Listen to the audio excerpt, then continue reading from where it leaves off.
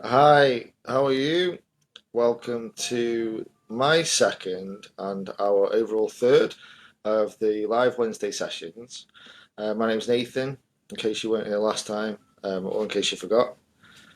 Although I tend to not have that forgettable a face, it probably could be the crime watch thing, maybe, or baldy or big white beard or whatever.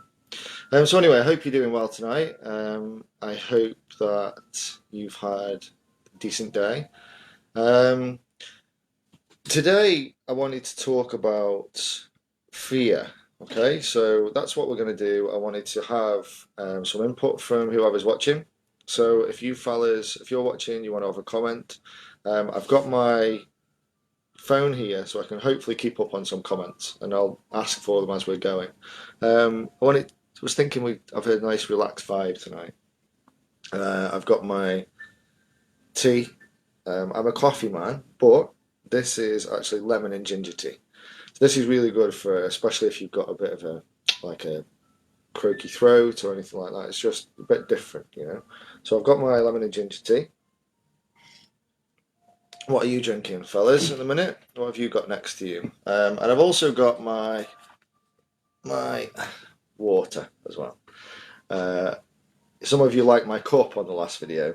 Were saying, well, you were convinced it wasn't water, but it was water. It was just a funny, different coloured cup. It's got like a plastic colour, like a fake beer cup.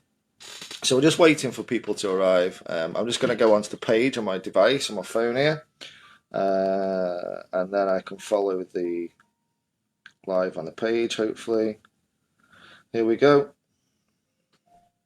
Hey Jack, how you doing? Fruit flavored water, awesome, my friend, awesome. I hope it's sugar free. Uh, so, so tonight, guys, we are going to be talking about fear. Like I said, I want to just talk about some ways of coping with that. Each video we have, obviously, we only have a certain amount of time, so can go in future go off on tangents and what have you. Last week was great. Johnny did a great video. We had Johnny Maher, and he was one of our admin team here, and he was delving deep into the cycle of depression, and what happens, and it was a really interesting session with him. So I hope that helped you. So let's look at this. So first of all, get the phrases and all that done with. Like, don't let fear rule your life. And I'm not trying to um, patronize you and say that I understand this and I understand that, and I'm trying to put myself. I can easily put myself in your shoes, and fear is easy to get over, and all this. I'm not, and I although I can have empathy for whatever you've been through in your life, and although I can care and I have much love for you all, um, I haven't been in the places that you've been to. I've got my own places that I've been to. So I'm not going to try and patronize you. I just think that um, we can learn different ways of thinking, which instead of the programming that we've had through our lives, the negativity, the way that it's more like we're pushed, where we're expected certain roles from us and what have you, which it's never been for our actual human benefit. I don't think. So, don't let fear rule your life. Face everything and rise. You have got it in you. You're perfectly capable of doing that. So let's move on to this next one, and we'll start to delve a little bit. So the next thing is, what are you scared of? Okay, so what we had some of the examples we were putting up earlier, and it came to one of them, which is grief here. Look, that one there, and my youngest, my little boy, Zach, he was listening to me, and he said that because he had a tortoise he called it Leia after Princess Leia. She was a great tortoise. Um, and sorry, I just got distracted a minute. Yeah, she was a great tortoise. We all loved her, the family pet. And he said that he was so scared of losing her that he used to just shake her a little bit, not too much. And then one day because she died in the end, she got some kind of cold or something virus. It wasn't from death from a shaking, we're pretty sure. But he used to shake his tortoise because he was so scared, and I think that can that could ring true with a lot of people, you know. So anyway, so what I want to do here is go through some fears, general fears that we can have, and also if you want to, you know, feel free, put some of your fears, you know, be big enough because it's big to accept that you can be scared of things. You know, saying that you're not scared of things or not fearful of some things, I think for most of us we can, we're not being totally honest with ourselves. You know, we have to accept there are things that we don't want to be without. You know, at least.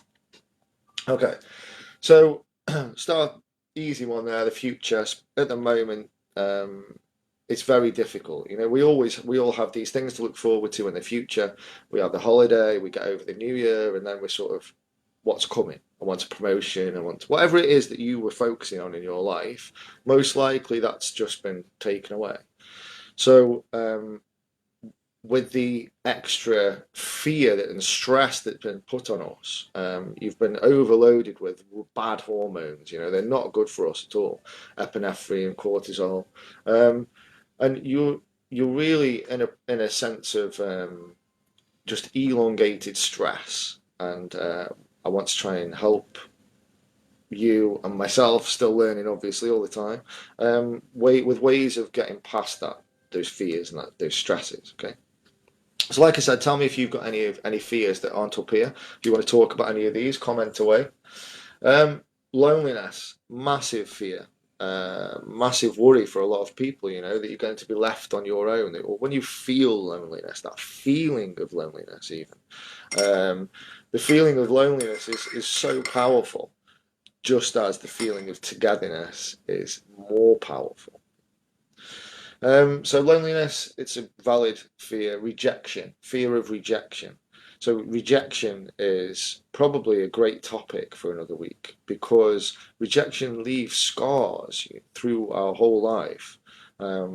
Rejection from people to start with who shouldn't be rejecting us, but for whatever reasons of their own, sometimes without their knowing, they have rejected you or us, you know, as we were growing up. And it can start from a very, very young age. Usually our parents' love.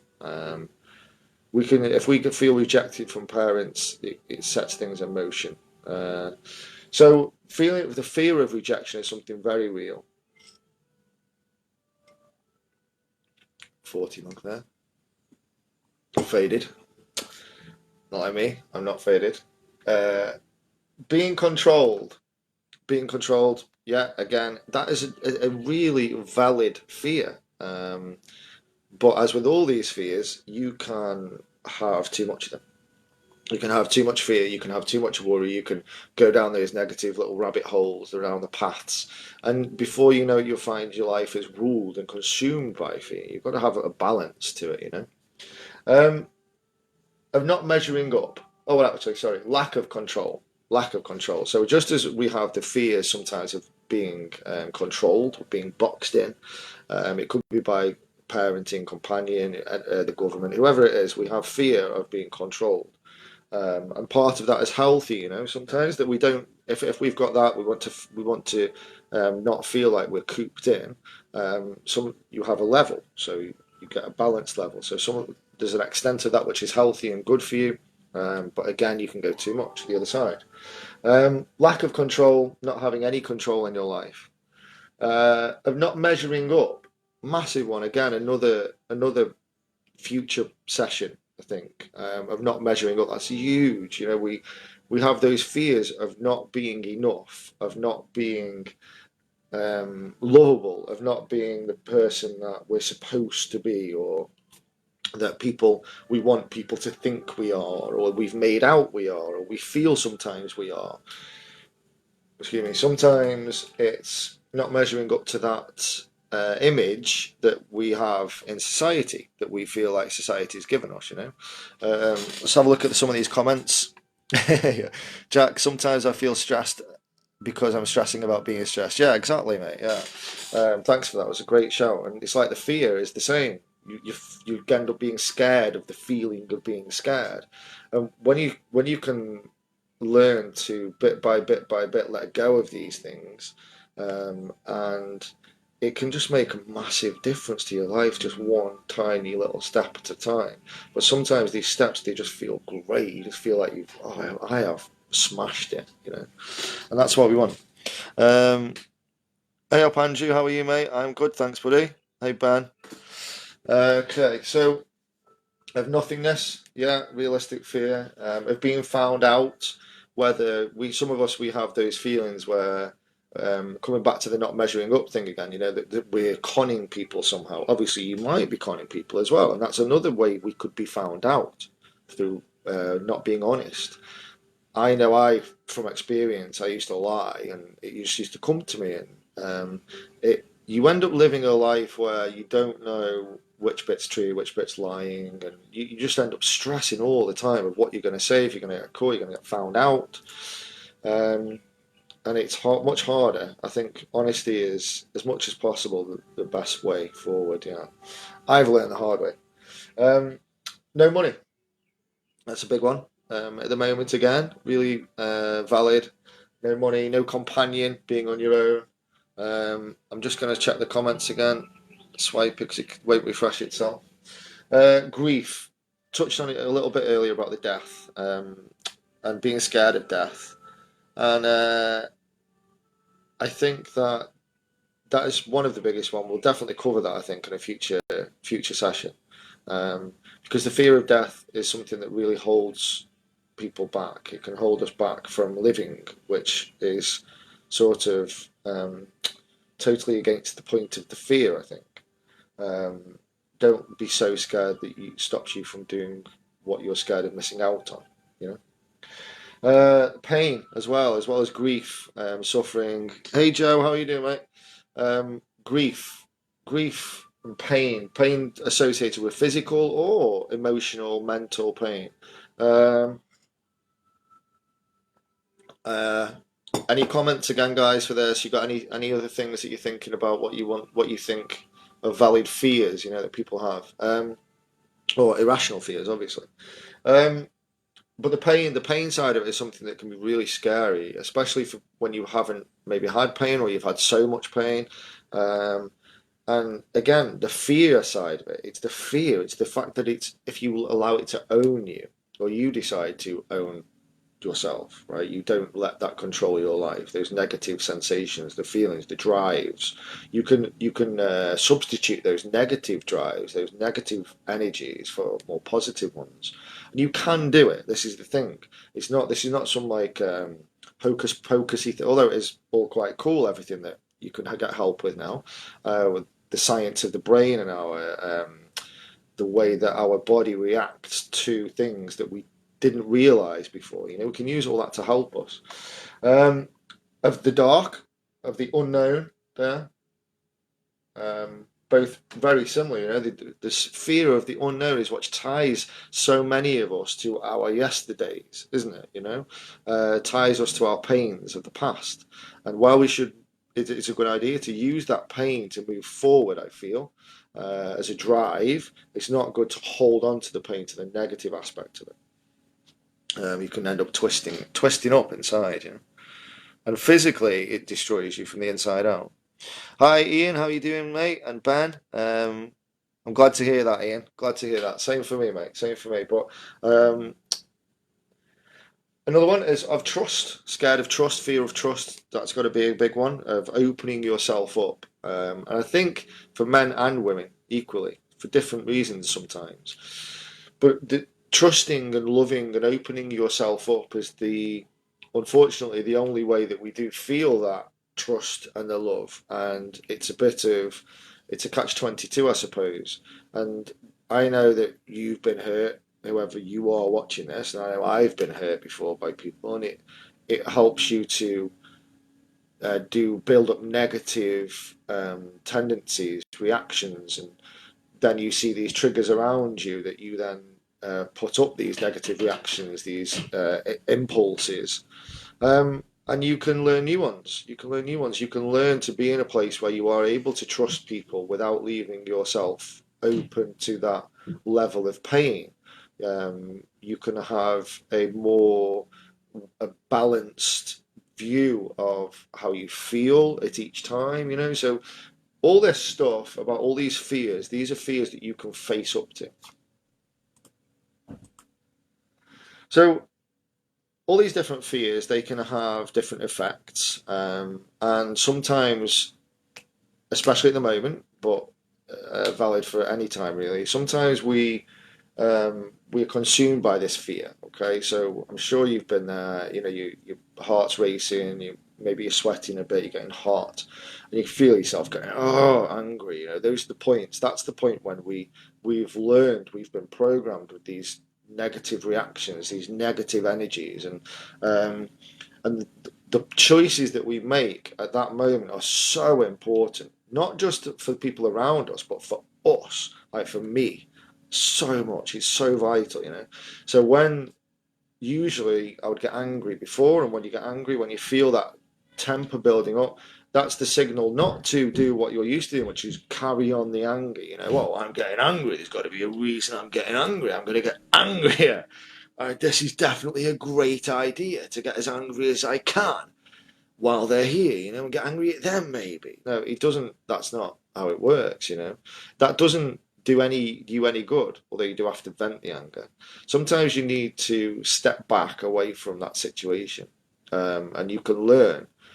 Don't think that when you start on the journey of learning, don't think that when you take a stumble and you've had an argument, you've let your anger out and what have you, that that's the end. Because it's not. Don't beat yourself up. Just remember that you're human. Yeah, we talked about this before. You're human. We stumble and then we get back up. Um, so take a time out, reassess things calmly. Take yourself away from that moment, because that moment is when you lie to yourself, and those thoughts that you're having are based on the flood of adrenaline and the flood of anger that you've got at that moment, rising to the surface. Okay, so you need to change the record. You need to step away from it and change that mentality that's building up. Just the same way as it came, you can remove it. Okay, let's have a look at these comments. How are you doing, fellas? Anyone? No? Oh, well, there's a few. There's Jack. I grew up with no male figure. I didn't eat my dad until 18 years of age. The need of being wanted was a big thing for me. I lost a friend to violent gun crime. I've lost a son, so grieving has always been a part of my life. Bad days, good days. Good days, bad days. Thanks for sharing that, bro. And I know you've been through a lot of stuff, and it's really useful for when we can see other people that have survived things. I think because it shows us, you know. Sometimes it needs more than words, I think. So step back, take time out. Okay, so this is one about. So this is when you're in that moment. You know, maybe the fear has got too much. Maybe this is not so much about the anger side of it. Maybe this is more to do with pure fear, pure anxiety, and it can come on really fast. It can make you feel incapacitated. You know, and I think I probably haven't suffered symptoms as strong as some of you may have. You know. But a good way of technique would be breathing through the panic and feeling it instead of trying to. There are other ways, obviously. I've talked and written about anchoring and anchoring techniques, which are good also. This one, breathing through the pain, breathing through the feeling, the panic, and being aware of it instead of trying to fight it. Excuse me, someone's just come in. Instead of trying to fight it, breathing through it, being aware of it, you know, and understanding that it's okay, feeling that breath coming into your body and then going out, slowing down your breath. So you, instead of being at the mercy of this situation that could be unraveling, this fear that just wants you to panic, you know, these thoughts, they come to you and they try to convince you, panic, panic, panic, quick, quick, quick. What you want to do is you want to slow it down, so you're taking things at your own speed, at your own rhythm. Sorry, mate, I can't, because I need the charge right now, buddy. Okay. You want to bring things back down to your own rhythm, a nice, steady, calm rhythm. Okay. Just tip for you now, anyway. Hi, Johnny. The crazy thing is, none of us are getting out of here alive. Dead right. So for me, I think we should just go for it. Will we mess up? Absolutely, but that's how we learn. Just like when we first learned to ride a bike or surf a wave, we fail our way to mastery. Use the fear to grow. Yes, exactly. Hi, Carl, by the way. Thanks for that, Johnny. Hi, Johnny.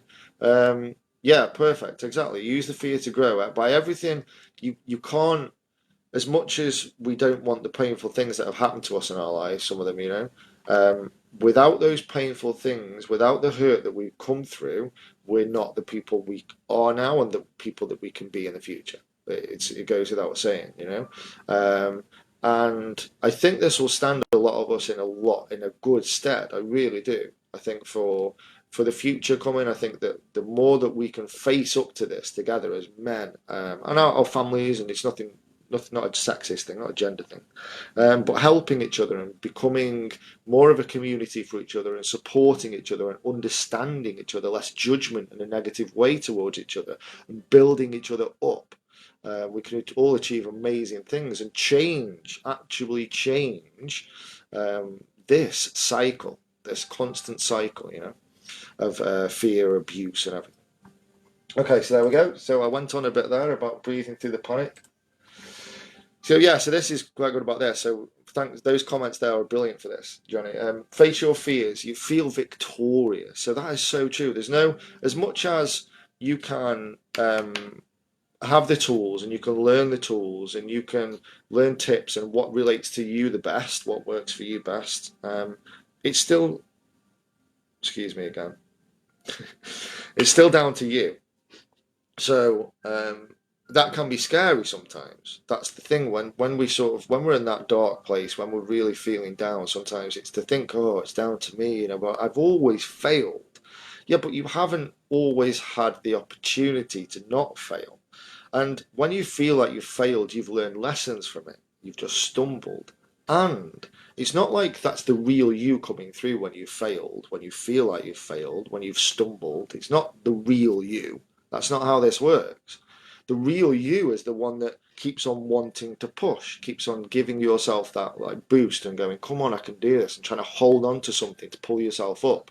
It's not the real you that drags you down. That's this world. That's the other side. That's when you allow those, without us realizing, those negative programs that we've learned growing up, those ways of thinking and ways of being, we allow those to get hold of us again. Because to start with, it's retraining yourself, I think, to an extent. Um, and you can get the feeling of feeling victorious. The feeling is amazing, right, fellas? I'm sure you can come up with some things about that, some comments about how much how the good the feeling of victory is when you have faced your fears, when you have hit that that you need to get. Facing up to your fears, the feeling that you get is changeable. Change. No, it changes you. Yeah. Okay. Um, it doesn't work for everyone, I don't think, at every moment. But this can be a good technique, a useful one, and it's imagining the worst. Because obviously, when you're in that moment and you've stepped back and you've sort of thought about it, you're having these thought processes, hopefully, because it's really important. You've got your critical thinking, really important. You're asking yourself these questions. Um, so imagine the worst, and realize that it can't happen because whatever the worst is going on at that moment, it could be that you're worrying then about the feeling, as the anxiety, as the fear sets in, and then the physical symptoms start. Then you could start to panic about having, a heart attack and what have you. But when you work them through, realize that that can't happen. Realize that that this is fear, it's panic. And the reason that you're feeling panicked and fearful is because of feeling panicked and fearful. So as soon as you can get out of that cycle, as hard as it can be, and then remind yourself through various ways that are suitable for you, then the sooner it can have a big effect on your life. I'm just going to change this music because it's not very nice, relaxing. Well, not the same anyway. Great for your brain, but Alexa, play sport music. There we go, guys. How are you? I'm back. Okay, so yeah, imagine the worst, realize it can't happen. If maybe that's something you tried before. Challenge. This is a great one. This is where I think that this is a big one for me. So we spend so much time when we're in that frame of mind, when we are feeling fearful, we spend so much time going down those roads of where we think, right, okay, that can happen. Is that happening? You know, are they cheating on me? Is somebody talking about me? Is somebody we can be scared about that. We can be scared about the bills, whatever it is. These thoughts sometimes we need to ask for evidence. So um, whichever road that those fears go down, that is not going to go to a good place for you. So the point of it surely is that before it gets to that place, if you can learn to stop yourself and you learn to say, right, okay, wait a minute, I'm acting on feelings right now, and feelings and thoughts can be lies, right? So I can lie to myself. I already know that I can get angry, and then it's just a reaction. Then I think that that's okay to be angry. Hey, trouble, you okay? And then, but the same way as that, I can use this. Okay, I can calm myself down. I can take a step back, have a timeout, have some breathing, start thinking to myself again, and then these fearful thoughts, challenge them and ask them for evidence, and start challenging those feelings that you're getting and wondering where they're coming from, instead of just assuming that they are coming from the truth, because it's not always the case. Excuse me one second. No, come this way. This is just fun, right? And being at home. On your bed. Bed. Good girl. Lie down. Lie down. Lie. Lie down. Good girl. Okay, there we do. Doing well. So how are we getting on then, fellas? You scared of spiders, Jack? You're not afraid of death either. But yeah, I know what you mean about the sadness it brings on other people. I think that's the thing that it's not like, is it? Um, so challenge fearful thoughts. Stop trying to be perfect. Yeah, you can't. The feeling of being scared of or fearful of not being perfect again is like a massive anchor around our necks. You're not perfect. Sorry to break it to you, fellas. Right? You're not perfect. You never have been. You never will be. And you never are. No one's perfect, and you're not always right either. Again, sorry to break it to you. Right? You're sometimes wrong, and it's good to learn about that, because I used to spend so much of my life protecting myself from being wrong, because I used to take it as a hit, take it as, because I was, for so much I was so too insecure to take that hit. If I'm wrong, I think um, we sometimes feel like being wrong is a personal thing, and it's not. We have to be wrong to be right. We have to learn sometimes get things wrong before we can get to the right way. Uh, and I think that the whole perfect thing, whether it's physically perfect, mentally perfect, whatever, there is no perfect. The physical side of it is a session that I want to do, definitely. But the physical side of it, and this sort of striving for physical perfection of some kind, is again something that um, I'm not saying I love doing all the training and everything. It's not about that. It's about that. I think having the uh, knowledge that there is no perfection. So while you're worrying about being perfect, you're missing out on being you. You're missing out on living. So it's another fear really that isn't. While you want some pressure on yourself so that you can get to where you want to go to, I think too much pressure and too much fear is definitely not good. You've got to control it. You not let it own you. You own it. So then we have visualize a happy place. I touched on this a little bit last week. Visualizing a happy place, it works. Okay, it really works. If you if you don't want to do it, no problem. That's absolutely fine. If you think anything I've said is rubbish, no problem. Absolutely fine. Okay. With this again, it's something where if you visualize a happy place, you can go there and you can enjoy it. You can focus on it. Okay, your brain has the boosts from the hormones from that experience that you're having, and you can have it and you can enjoy it. It's not the same as going somewhere or going to a particular place.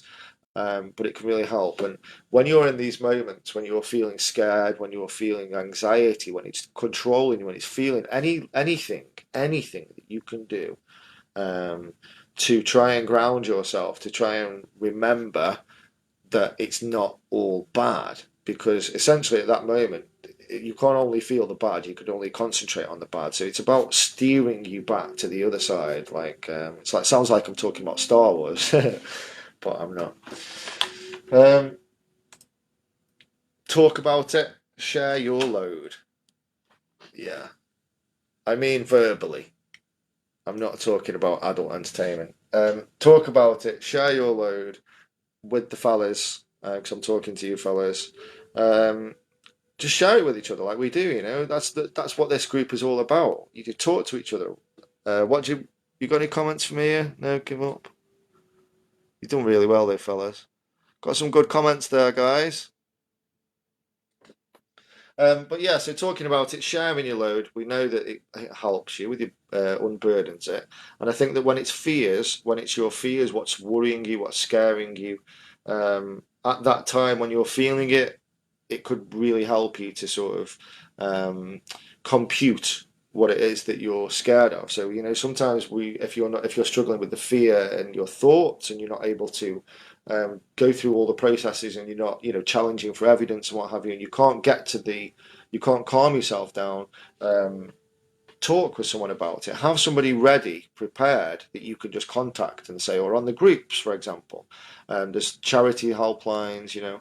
Have it ready, set for you, so that if you suffer from this, if you feel like you are scared regularly, have this in advance, so that you can just call, or you can message, or you can video chat, whatever it is.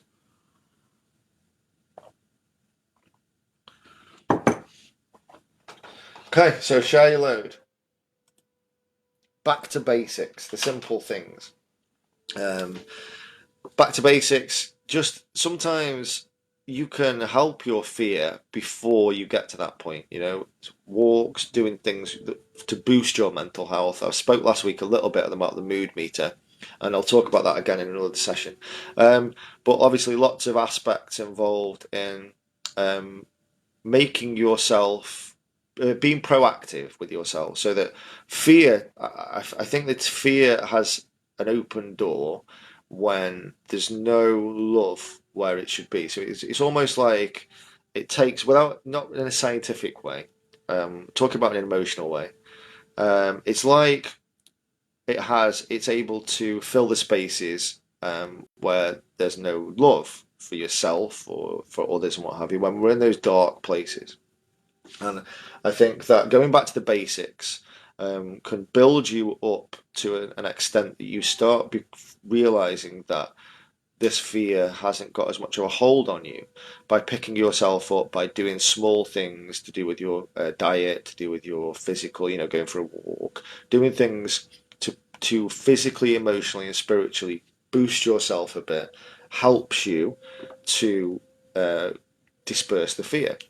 Just the simple things, spending time with your dogs, if you've got dogs, with your kids, being nice, not expecting too much, just trying to appreciate what you've got there. Meditation and breathing. Okay. Again, definitely a whole session we've got to do for this sort of thing. And what sort of meditation do you do, fellas? I know, Jack, you do with the Native American flute. I think it is, which is, I've tried some of that music. It's good stuff. Very calming, very peaceful, which is good for our brains. The more calm we are, the more peaceful we are, the more bonus we get with our feelings. We feel good. So meditation and breathing, that can really help with reducing your anxiety and your fear levels. And sorry, not the anxiety, the breathing side of it we talked about before. The meditation, I've touched on with yoga, and also just meditation, just sitting with. Sometimes I'll just sit and I'm like chill out, close my eyes, dark room, have a candle going, some incense, and just some sounds on. And it's just peaceful. You don't have to think there's anything mystical or strange about it. It's a really good time to sort of. Sometimes you feel like you're letting out all the negative stresses from that day. It does. Feels good. Mindfulness. We've spoken about this last week again. Mindfulness is being prepared. You understanding that you can steer your car. and not leaving your day to chance. So that was a big thing from the surviving lockdown. But approaching your fear instead of just leaving it until it arrives, being proactive and building yourself up so that you don't have that fear. Gratitude is massive. Gratitude is a huge part of beating fear, because gratitude, when you have gratitude, when you feel gratitude, when you are grateful for whatever it is that you have, grateful to somebody or just grateful in general, just I am grateful, for what I've got, for being here, for not suffering at this moment in time, whatever you're grateful for, having that gratitude does actually give you a boost. It gives you a boost in your brain. It makes you feel good. It gives you all these hormonal releases, and which then helps you to combat fear. Because when you're not going to be scared the same when you're happy, when you're feeling good, and to feel happy and feel good, sometimes it's a process that you have to help yourself with. Yeah, so these little steps that you do and helping yourself to get to a point, filling up your mood meter, you get to a point that you've got this happiness, and that helps you, that self-love, loving yourself, and having people around you communicating. The more love you've got, the more happiness you've got, the less fear you've got. And gratitude is a big part of that. Remember what is truly important to you, because a big part of fear is stress. The stresses right now. And we spoke before about what different people are scared of and what have you, but try and remember what's truly important to you, and then sort of work it back from there. Because a lot of the things that I used to worry about, I don't worry about anymore, because I realised that I shouldn't, if that makes sense. So I used to have Sky TV, so we used to have, it was like nearly £100 a month or something stupid, the film and the sports and all that sort of stuff. And I couldn't imagine my life without it, because my life was so bad. I was so depressed or whatever, that I thought, if you take Sky TV away, I've got nothing, man. I've got nothing. But obviously, I realised that no, when you take Sky TV away, you've not got that money going out every month, and you've got less time watching whatever it is they're putting on. You can do other things, yeah. But that's just an example. I'm not saying get rid of Sky TV. What I'm saying is that figuring out what's truly important to you, with the stresses, with the bills that you have, with the things that are around you that maybe are not as important as other things. The people that are really important in your life. You remember that you are important. Your health. So when it's being you important, that doesn't necessarily mean that you have to think that the world revolves around you. That you've got to go and do. Everyone's got to do for you. It doesn't work like that, does it? It's more about what we can do for each other, I think. So what is truly important to you? And I think that can help you to really balance out your fears and what you're worried about more than others. And that's the last one. So I hope that it just gave you something. I hope that you've watched and enjoyed it. Next week it will be Johnny Maher, and hopefully I will have something to announce. Maybe have a live guest on my next session as well. I'm not sure what topic it is Johnny's doing next week. Just have a look at these comments, see if there's any there still.